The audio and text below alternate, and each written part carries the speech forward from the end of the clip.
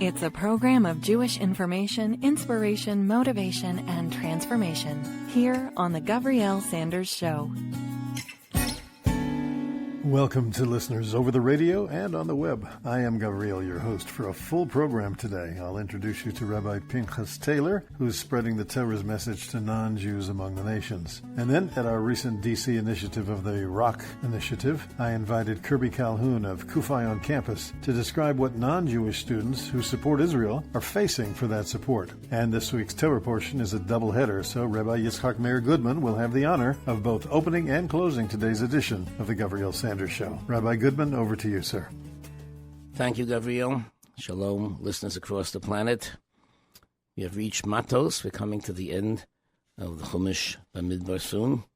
And in this week's Sidra, surely one of the real highlights is the whole story of Gad, Reuven, and the half-tribe of Manasseh, who ended up on the east side of the Yarden to take care of their cattle and their physical advantages. There's an interesting phrase in this week's Sedra when Moshe finally comes to a conclusion with them that they're going to help and they're going to go across and help the conquest of the land. He says to them, after we have conquered, the land will be ours. Achat toshuvu, afterwards you will return. V'yisem nekiyim me Hashem u'mi Yisrael. And then you will be pure, innocent, clean on the part of God and on the part of Israel. Innocent by God and by Israel. A very interesting phrase.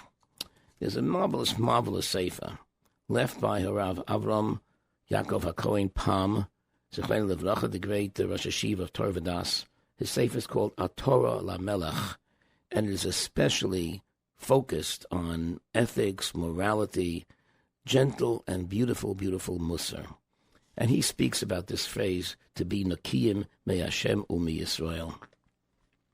We find amazing ideas in this line. For example, in Chumash Shemos, the Midrash Rabbah says that when the Mishkan was completed, Moshe told the people, now let's sit down, I will make for you an accounting of all the silver and the gold that passed through my hands.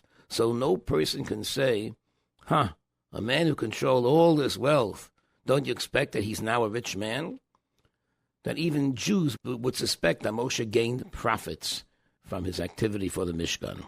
So why was Moshe so concerned? He knew it's not true, of course, but V'yisem nekiyem me Hashem u'mi Yisrael. Let no Jew be suspicious. I will make an accounting. That was the ethics and the morality of Moshe Rabbeinu. In fact, we read in Shkolim, Masechta Shkolim, that when people came to the temple, they could not wear garments that would hide coins in their pockets. Somebody might suspect that they managed to steal some coins in the Beis HaMikdash. In fact, the Kahanim would keep talking to these people all the time, so there should be no suspicion that they slipped a coin in their mouth. Amazing, amazing. You should find chen be'enei Hashem v'adam. You should find chen in everybody's eyes. No man should be suspicious of you. The Chassam Sofer wrote something very frightening on this subject. He said he was always pained when he thought about this verse of Nikiyim Hashem v'Yisrael, because he knew it's so much easier to be innocent in God's eyes than in the eyes of fellow Jews. People are naturally suspicious of things. How often sad things happen that will cause people to say, look at that, a Torah Jew like that, and this is what he did? There's no doubt, says Rav Pam and the Chassam Sofer, that the punishment is worse for such a person when people speak behind his back than when he is accused of having broken some halacha in the eyes of God. Rav Pam in his article focuses on the sad fact that sometimes Jews are known for the fact that they take other Jews to a bezdin all the time. Over what? Over money matters. And he urges Jews who are really sensitive and understanding to do the absolute maximum to avoid such situations of going to Dinei Torah. Even the one who wins the case is often suspected by others of pulling ropes or whatever, pulling strings. He probably is no tzaddik either. And how much more terrible, I would add, is the tremendous stench that arrives from a yid who is known to be frum, who goes to shul, and he gets a reputation in his neighborhood that he's always involved in Dinei Torah all the time with everybody over money matters. And people warn others, don't deal with him, watch out from him. He'll take you to a Din Torah no matter what you do. Such people are not even aware that behind their back, the whole community knows about them and is horrified by them. It's a wonderful discussion by Rav Palm amongst many in this wonderful Sefer Torah Lamelech. He concludes, by the way, this article with an interesting tale of a Jew. He knows of a Jew who was summoned to the Bezdin and was, according to Halacha, was required to take an oath to be free or to pay up the money if he refuses to take the oath. So what he did was he took the oath and then he paid the amount anyway. They asked him, what did you do this for? He says, well, if I had only paid, people would have said, he's so guilty that he knew he couldn't take a false oath, and that's frightened him. But if I had sworn and taken the oath, there'd always be some people saying around, what an abominable guy. Even the holy oath didn't frighten him, and he kept his money. I wanted to prove to the world I am totally, completely honest. I wanted to be Noki, not only Beinei Hashem, but Einei Anoshim. It's a great goal for every year to reach, especially those people who are involved in the business world where things like this happen too often. Maybe all be zoicha to reach such a madrega that we are always nekiyim be'einei Hashem uve'einei anashim. Shalom, shalom. Here on the Talkline Network, you are listening to Gavriel, the Gavriel Sanders Show. I met Rabbi Pinchas Taylor of Florida a few years ago, and I was really intrigued at the bold steps that he was taking to educate the non-Jewish world about the biblical principles, the universal themes that are mandated for them to embrace in their faith and practice. He's making a lot of headway in certain circles that I'm aware of, and I told Rabbi Taylor that I felt some of his big ideas might have a home as part of your own worldview. So, I'm pleased to introduce you to my friend and colleague in making a difference, Rabbi Pinchas Taylor. We live in a time of great noise and great division. Nations argue, people divide themselves into camps and identities. Yet when we step back and look at creation itself, something remarkable appears. Beneath all the diversity and noise of the world, there's a quiet testimony echoing through the universe, a testimony of oneness. Look carefully at the world around us and consider what it whispers. There is one beginning of the universe. There is one set of laws governing every star and every stone.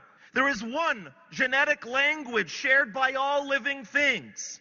There is one chemical foundation forming all matter. There is one interdependent ecosystem sustaining life on this planet.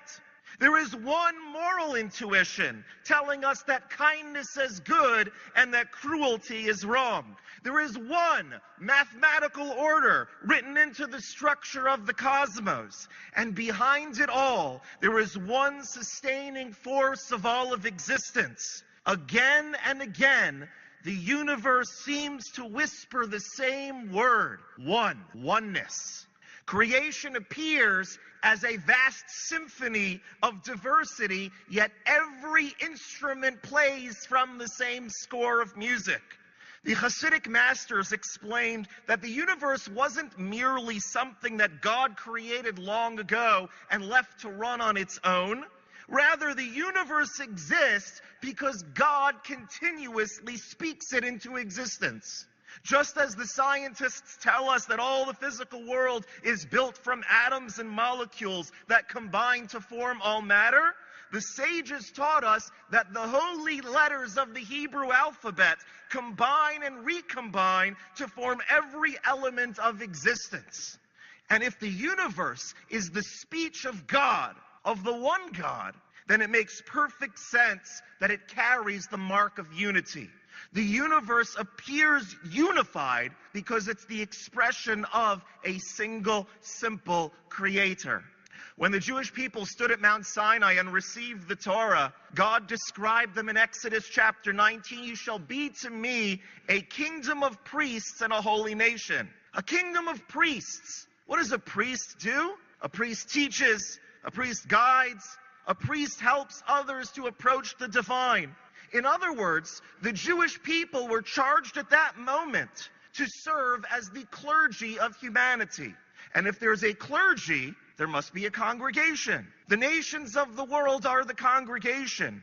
Every house of worship needs both. You need clergy and congregation, teachers and seekers. And when the Jewish people live up to their calling to be a light to the nations, and when the nations of the world live lives of righteousness and faith, something extraordinary happens. The entire world becomes a house of worship for the one God. And the prophets tell us that this is the direction of history. This is where we're headed. The Bible teaches us that a day will come that God will transform the people to a pure language so that they will call upon the name of the Lord and serve him with one accord. Humanity will recognize what the universe has been whispering since the very beginning, that there is one creator, there is one sustaining force, and there is one divine source. The goal of Mashiach, the goal of the messianic redemption that we anticipate, is to perceive the infinity and oneness of God within the finite and diverseness of the physical world. And I believe very much so that day is coming when humanity will awaken to that truth. A day when the walls of misunderstanding begin to crumble. A day when the children of every nation lift their eyes to the same heaven and recognize the same Creator. A day when faith doesn't divide us but elevates us. A day when the human family remembers that we were never strangers, only brothers and sisters who have forgotten our common Father in heaven. And when that truth fills the earth, when this fractured world will become healed, and finally we will all recognize the world for what it was meant to be. One creation, one humanity, serving one God. May we all soon merit the day that, as the prophet declares, the earth will be filled with the knowledge of God as the water covers the seabed. And when that day comes, my friends, when that day comes, when humanity finally recognizes the unity written in the stars, the soil, and the soul, then every nation will raise its voice, every people will raise its hands, and the whole world will stand together and declare with one heart, with one voice, and one faith that God is one. God bless everyone here. Thank you very much. This is Ezra Chachami, Gavriel's AI agent, inviting you to send an email with a suggested topic or guest to GavrielRadio@gmail.com. That's GavrielRadio@gmail.com. If you're a regular listener to the program, then you know that for several weeks I've spoken to you about an initiative I actually helped create called ROC, R-O-C, Resilience on Campus. It was born in Jerusalem, actually, through the work of the BMH Foundation, and launched last month at the Israeli Embassy in D.C. One of the things that distinguishes ROC from many other campus initiatives is that it recognizes a simple reality. Jewish students don't stand alone.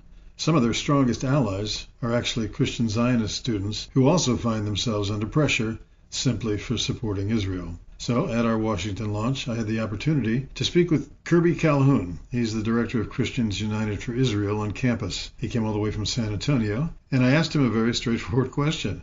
Are Christian students experiencing any or many of the same challenges as Jewish students? And his answer might surprise you. Let's listen. One of the stated objectives of the ROC program is that this isn't just for Jews, and I would think that in the light of being a light to the nations, we are very aware that the people of conscience, young people on campus who, let's say, would fit into the Charlie Kirk Fellowship, or in this case, Kirby Calhoun is the director of something called CUFI, some of you say CUFI, right? CUFI on campus, and come on over here with me. And I'm going to throw a wild card question at you, which is, does anything that we're talking about tonight have relevance to the students that you serve? All of it does. The Christian students are going through the exact same things that the Jewish students are going through. It's different because they're not Jewish, but whether it's a faith or a political or foreign policy view, either way, if you have an anti-Israel view, which a lot of these campuses do, as you all know, to come out and say something, anything in favor of Israel is to invite every negative thing that you can possibly imagine. And so whether it's faith, whether it's politics or foreign policy, students are held to account for both. And the issue that we're seeing is, to the point that Shabbos made, is that there's not enough students standing up and saying anything. And the reason being is they don't know enough. They're not confident enough in the knowledge behind what they know about Israel to stand up, let that core part of who they are, like you were saying, be bright and be a light on their campus. Instead, they're afraid, and they would rather just grin through it or grit through it and try to push through the hardness and get to the other side of college. And I'll share an example of this. I went to a evangelical Chi Alpha conference in California. So I was new to this position. I've been to this conference twice. This should have been fish in a barrel for us. I thought walking into this was going to be 550 students of people that thought the way that I did. And I walked in and I stood up for 5 minutes in front of all of them, and this was right after October 7th. Look, this is what you're hearing on campus. And everybody, you can see the head nods. I was like, I'm here to make the case for Israel to you that no one on your campus has the courage to make to you. Every issue you have, bring it to me, and let me at least have a chance to hear what your view is. And I had probably 70 students come by. And I had several that tell me something that was very meaningful, and it's helped me understand the way I need to educate Christian students. Is they said this: the Jewishness of Jesus does not matter to a Christian student. This is Christians. So they're saying the Jewishness of what they believe, who they believe the Messiah, doesn't matter to them. And therefore, they are literally taking Israel and setting it off of the table so they don't have to engage in it at all. So from a Christian perspective, they're taking a lazy route. Instead of engaging their faith in a full way and diving into it, they're taking a lazy route and they're disengaging because they're afraid of getting involved. Because all of the hate that the Jewish students get, the Christian students get it even more. Traitor to country, traitor to faith. If I could boil it all down, those would be the two bullets that they like to use against us. And so what we do is we train college kids on all these campuses, trying to train them how to go into these conversations and then have a conversation with somebody who's hostile against you, but to do it in such a way that they leave thinking, man, that was a really beneficial conversation, instead of it being a sword battle. And so this is really complex. We're doing a great job. We're on 300 campuses. We've got hundreds of Christian college kids. The last thing I would like to say, and the thing that I think we can help bring to this, is there are Christian students on your campus that simply don't know enough. And if you have Jewish friends on campus that have Christian friends, there's organizations that will teach them how to be better Christian friends to you. You need to help us get access to them before the Tucker Carlson College Republicans of America do, because it is a fight. The conservatives, to Shabbos' point, it is splitting down the middle on the Israel issue. And the people who are stepping forward with integrity are winning people over to what I would say the logical side. But highlighting this double standard that everybody holds toward Israel, it's a very complex thing, but this is how we win. And the way that we do it, and we have had a lot of growth, is you guys bring us your Christian friends. I bring them to Israel. I answer all their hard questions. I'm on the phone all the time with these kids, sometimes late at night, sometimes on the weekends, answering any questions they have. Epstein, Charlie, Candace, all of it. Anything that you can hear, all the Christian students are held to account for all of it, the same way that you are. And many of them could barely find Israel on a map in some cases, speaking frankly.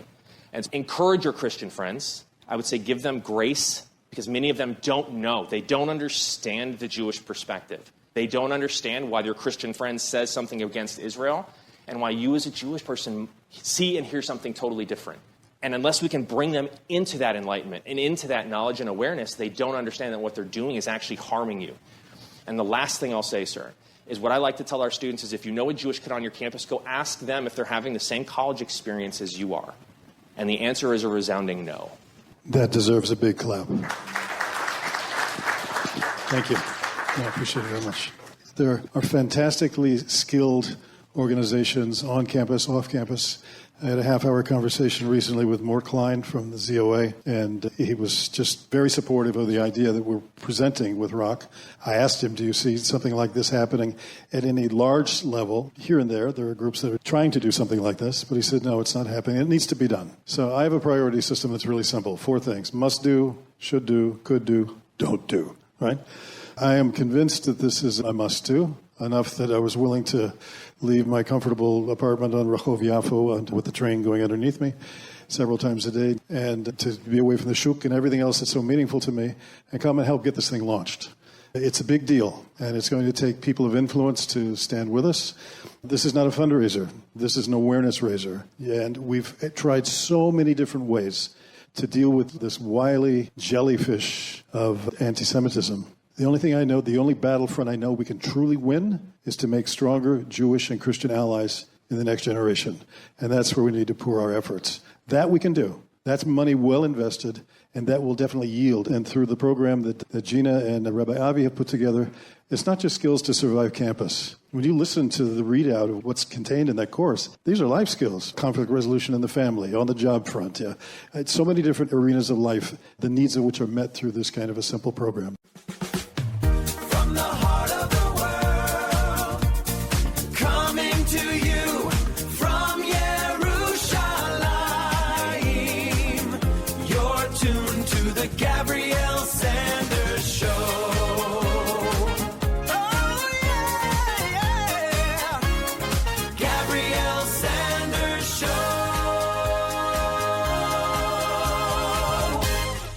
Kirby Calhoun's comments reinforce something that we believed from the beginning, that building resilience on campus isn't simply about helping students to survive some temporal hostility. It's about preparing a generation of Jewish students, and their Christian allies for that matter, to stand with knowledge, confidence, courage, and integrity. That's why the Resilience on Campus, or the ROC program, exists. And as the evening continued, I shared why I believe that this initiative isn't just merely another worthwhile project, but it's an urgent investment in the future of Jewish life on campus. ROC is about helping students develop inner resilience, not just to get through a stormy campus life, but to navigate life itself. I encourage you to check out the website at roccampus.com. That's roccampus.com. This week's Torah portion is a double header as we come to the end of Sefer Bamidbar, the book of Numbers. So it's only fitting, rare as it is, that we feature Rabbi Goodman in opening and closing today's program. So, Rabbi Goodman, we're ready to close out this Sefer. Thank you, Gavriel. Shalom, listeners across the planet. We are now at the exciting moment that we're going to finish Chumash Bamidbar this week and go on to the last Chumash. Before I begin, an interesting, I think, piece of Torah on this week's Sedra. I just mentioned that now the summer is so far gone already. I'm looking forward with excitement to the appearance of my volume on Shemos, and there was light. And those of you who enjoy my Torah on internet might find my Sefer interesting. You'll find it in Mirza Hashem in bookstores somewhere around the holiday season. Or if you don't have a bookstore around, you can buy it on internet through targum.com. Mirza Hashem. My Sefer on Bereshis was sold out a long time ago. In this week's Sedra of Masei, of course that's in English. In this week's Sedra of Masei, at the very end, we find the concern of the tribe of Bnei Moche, Ben Menashe, Mishpachos, Bnei Yosef, who are saying to Moshe that they're concerned that the 5 daughters of Tzolofchad, having attained the right to an inheritance of their father Tzolofchad, might marry people from other tribes, and the territory originally meant for the tribe of Menashe would transfer to other tribes. Now, in their expressions, they say in the last chapter, in sentence 3 and 4, 3 times they mention the same phrase. They say, if they marry somebody else, the nigro nachlosa min nachlas avosenu, their nachla will be subtracted from our father's nachla. It'll be added to another tribe. Umi goral nachlosenu yigoreh, and it will be subtracted from our nachla. And then when the Yovel comes, the nosfa nachlosam nachlas amata, it'll be added to the other tribe. Umi nachlas mata was saying, yigoreh nachlas amata, it'll be subtracted from our nachla. 3 times they keep saying it's going to be subtracted. It's going to be subtracted. What is this tremendous emphasis on being subtracted again and again? This is, I think, the first time I'm going to say a piece of Torah from my own father-in-law. Rabbi Ephraim Gluck, he was a businessman, but he loved Torah, and he wrote notebooks, and we put it together into a volume called Rivavos Ephraim. And though he only published 300 copies for the Mishpacha and for friends, he has some interesting ideas. And I think I looked other Sfarim speak about this, but I think he gives the best answer, in my humble opinion. I hope I'm not being subjective. We find in Koheles an expression. He connects this whole story with this expression in Koheles. In Koheles, we find, in chapter 5, Mesukas Shenasa Ovein, the sleep of a person who works for a living is a sweet sleep. Whether he has a lot of food, less food, it's a happy life. V'hasava la'asha, on the other hand, the rich man's great wealth and his abundance, eino maniach la'lishan, he can't sleep. He can't sleep because he has so much to worry about. He's always worried. He's always thinking about this. It disturbs his sleep. That's a simple pshat. However, the Darshanim say a very clever pshat. The sleep of a hard-working man is a wonderful sleep. There's only one problem he has. The fact that he sees rich people have so much more than him, eino maniach lo lishon. This poor man can't sleep. It bothers him. He's jealous. He can't take it that others have more than him. If not for that, he works hard. He makes his living. There's no problem. His only problem is other people's wealth, jealousy. Jealousy is his problem. So my Shver said that's exactly what's going on in these psukim. It's one thing to say that if they marry from another shevet, It'll be added to the other shevet, and it'll be subtracted from our nachla. This is what's bothering them. It's the fact that not only is it going to be taken from them, but it's being given to other shvatim. Other shvatim will have more than they're supposed to get. Why should they get more? That's the jealousy aspect. It's unfortunately a fact of life in the world that most unhappiness of people who are making a living and are satisfied to have their apartment or their home, to even have their car, what bothers them most is jealousy of others. If everybody would be so me'ach bechelko, how much happier this whole world would be. And that's why Pirkei Avos teaches us in 4 words, Eizehu oshir hasameach bechelko. If you're happy with what you have, you're living, you have your children, you have your nachas, you have Baruch Hashem, your health. What else do you need in the world? So the other fellow has a Lexus and you have a Chevrolet. The other fellow has a summer home and you have one home. Baruch Hashem. If you think in terms of Baruch Hashem, I have what I need. I have a little bit of nachas.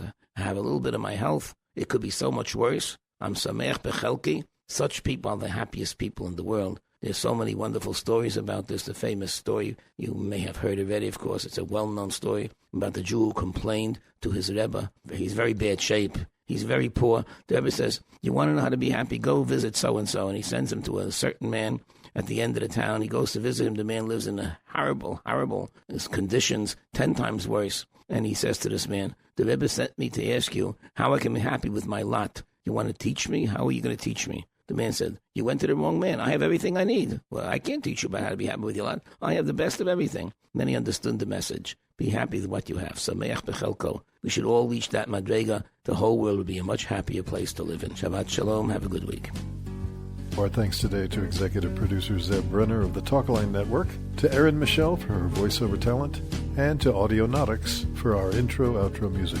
Take what you've heard today and go make the difference only you can. Till next week, Kol Tuv. This program showcases people, organizations, and opportunities for making a difference. Tune in next week for another freshly baked edition of The Gavriel Sanders Show. You can reach Gavriel at GavrielRadio@gmail.com. That's GAVRIEL radio@gmail.com. Thanks for listening.